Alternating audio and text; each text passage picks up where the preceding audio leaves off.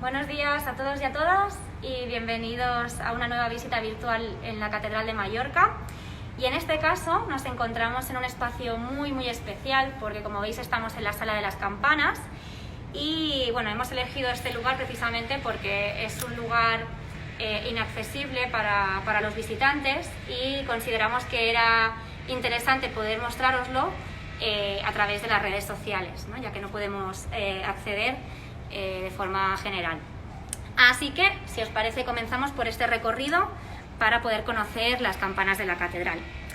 Como decíamos, nos encontramos justo en la Sala de las Campanas. Es un espacio que está dividido por dos espacios, bueno, dos niveles, digamos, ¿no? Y que está dividido precisamente por esta estructura de madera, que, como veis, está un poquito más oscura debido a un incendio que tuvo lugar en el año 1785 y que, según nos cuenta la documentación, este incendio se debió a una negligencia del campanero, el cual fue despedido por este asunto. Por tanto, es una historia como muy anecdótica y muy curiosa sobre este tema.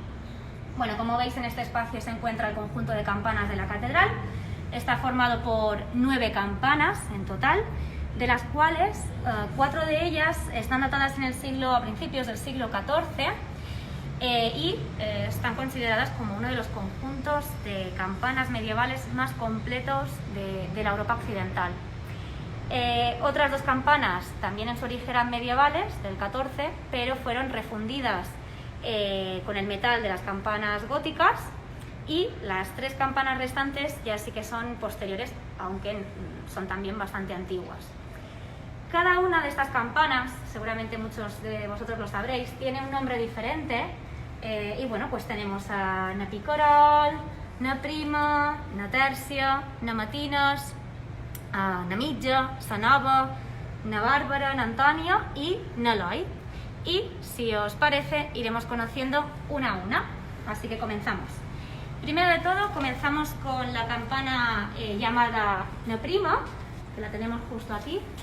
Esta campana fue fundida a principios del siglo XIV, por tanto es una de las campanas medievales.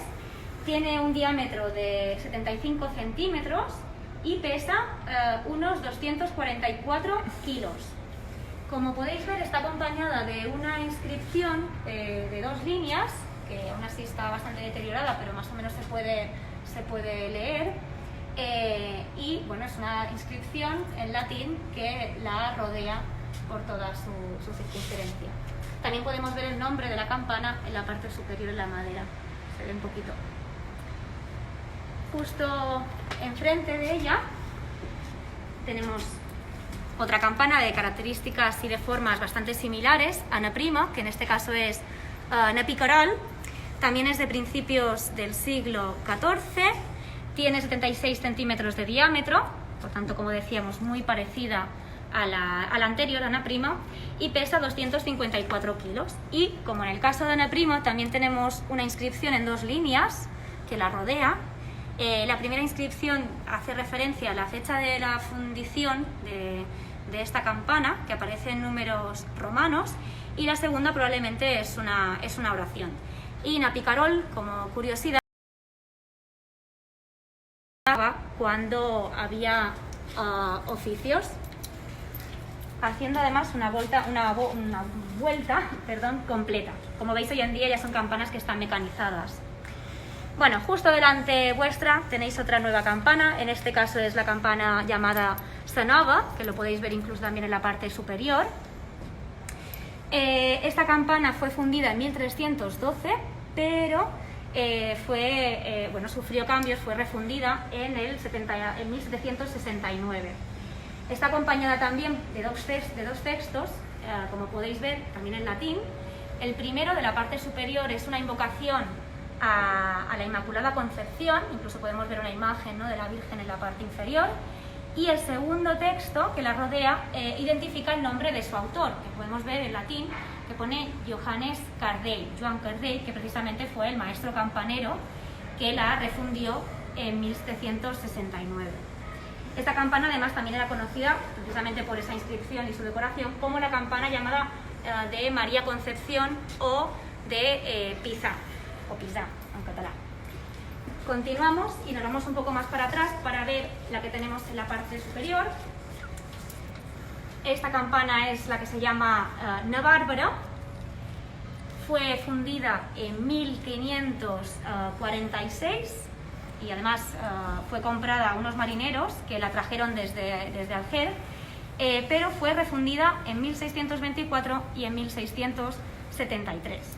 Como podéis ver, sobre todo esta parte de aquí delante está decorada con diferentes imágenes, sobre todo imágenes sagradas, por ejemplo, figuras en relieve como Santa Bárbara, San Miguel, la Virgen con el Niño, San Juan Bautista, pero sobre todo lo que nos llama la atención y que vemos desde esta perspectiva es esa sargantana, esa lagartija y un dragón también.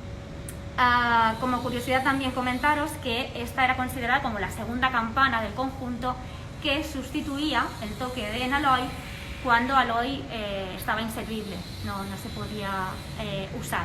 Por tanto, es de las campanas también más importantes que hay en el conjunto. Continuamos hacia el otro lado.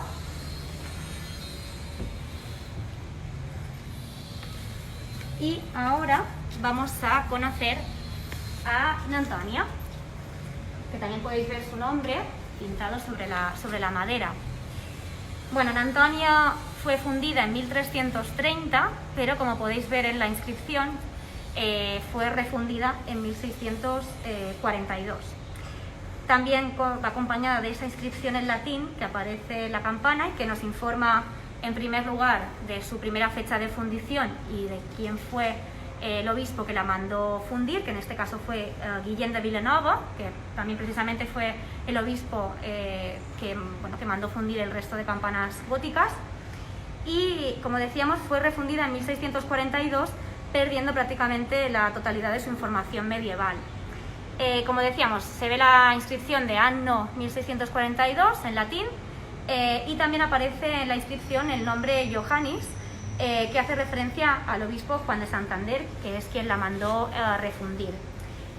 Por tanto, como decimos, es una campana que además aporta una gran cantidad de información a través de su inscripción. Seguimos en la parte superior y allí tenemos a la campana llamada Sa Mitja. Sa Mitja es la campana que fue fundida en 1310, según consta en su inscripción, aunque desde aquí no la podemos ver demasiado bien, pero aparece la inscripción en números romanos, y tiene un diámetro de 100 centímetros aproximadamente y pesa unos 579 kilos. Como curiosidad también deciros, bueno, como os comentábamos, tiene una inscripción también en latín de 2 líneas, en la cual aparece la fecha de su fundición, pero además de ello también tiene algunos motivos figurativos, como por ejemplo una crucifixión, la Virgen y San Juan que acompañan a Cristo, y también una cruz con una aureola, pero desde aquí, como decíamos, no se puede ver demasiado bien por su altura. Un poquito más abajo, desde aquí, justo debajo de Sa Mitja, tenemos a Na Tèrcia. Na Tèrcia es otra campana también de principios del siglo XIV que fue mandada a fundir por el obispo Guillem de Vilanova, pero en este caso es una campana que fue sustituida en el año 1991. Bueno, como curiosidad comentaros que pesa unos 422 kilos y sobre todo destaca la decoración que acompaña a esta campana. Como podéis ver, pues tiene una cruz en la parte exterior que vemos desde aquí, también tiene un Sagrado Corazón de Jesús, o también, por ejemplo, pues tiene algunos detalles o decoraciones en forma de caras así más monstruosas, o por ejemplo todas las guirnaldas con formas vegetales que ornamentan toda la campana y que la envuelven. Justo enfrente de ella tenemos a la penúltima, que sería Matinas.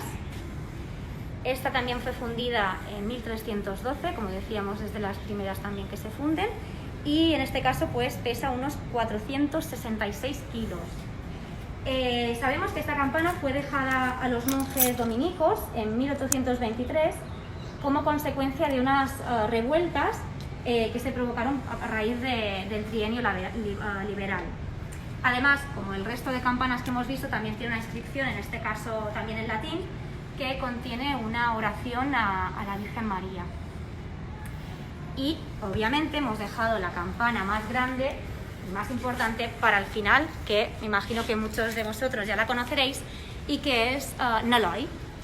Naloi fue, bueno, como decimos, es la más grande del conjunto, fue fundida durante el mandato del obispo Vicky Manrique en 1592 y fue precisamente bendecida por este mismo obispo. Como era una campana tan pesada, de hecho pesa 4.632 kilos y tiene de diámetro 200 centímetros, como pues, por sus dimensiones se necesitaban a 9 campaneros para poder tocarla, y precisamente se creó pues como una especie de cofradía o de institución, que eran los aloyers, que eran los encargados de tocar la campana mayor, sobre todo en caso de tormenta y de otros hechos, podríamos decir, extraordinarios. Además, como curiosidad, de estos campaneros de aloyers, también sabemos que disfrutaban de una serie de beneficios por ser precisamente los campaneros de la campana mayor, como por ejemplo estaban exentos del servicio militar. Y en un principio, como decíamos, eran 9, pero después de algunas reformas sufridas por la campana, llegaron a ser aumentados hasta ser 14 campaneros. En relación a estas reformas, pues deciros que precisamente el toque de Aloi, por sus dimensiones y sus características, provocaba algunos problemas estructurales a la fachada, bueno, a la fachada del edificio, lo cual obligó a restringir su uso solo al día de la fiesta del Corpus. Y de hecho se sabe que el toque de Aloi era tan potente que incluso se llegó a deteriorar algunas bóvedas laterales en el siglo XVIII. Como el resto de campanas, aunque desde aquí no se puede visualizar demasiado bien, pues también va acompañada de una inscripción que en este caso es bastante más curiosa, porque es una especie de fórmula que invoca a la divinidad contra una posible presencia del mal y de las tormentas, con el fin de expulsarlos a partir del toque, del sonido de la campana. Y también está decorada con figuras en relieve, en este caso San Aloi y también la Virgen María. Antes de acabar, deciros que hay que tener en cuenta que las campanas no eran tan solo un instrumento de acompañamiento de las ceremonias religiosas, de hecho lo hemos comentado en el caso de Aloi, sino que para la sociedad en general su sonido alejaba a las tormentas y a los malos espíritus, ¿no? Y por tanto era un elemento que regía toda la vida cotidiana de la sociedad, ¿no? En este caso palmesana. Cabe destacar también que estas campanas fueron restauradas hace unos años, haciendo la restauración precisamente aquí en esta sala in situ, y que además también se elaboró y se hizo un estudio muy interesante sobre los grafitis y las inscripciones de las mismas, que os hemos ido comentando. Y por tanto se estudiaron todas ellas y se transcribieron. Bueno, y hasta aquí nuestro directo de hoy, nuestra visita virtual. Esperamos que os haya gustado, que os haya interesado este tema y que hayáis disfrutado un poquito más también descubriendo otro rincón de nuestra catedral. Muchísimas gracias por acompañarnos un día más y sobre todo pues queremos desearos también que paséis un muy buen fin de semana. Hasta luego.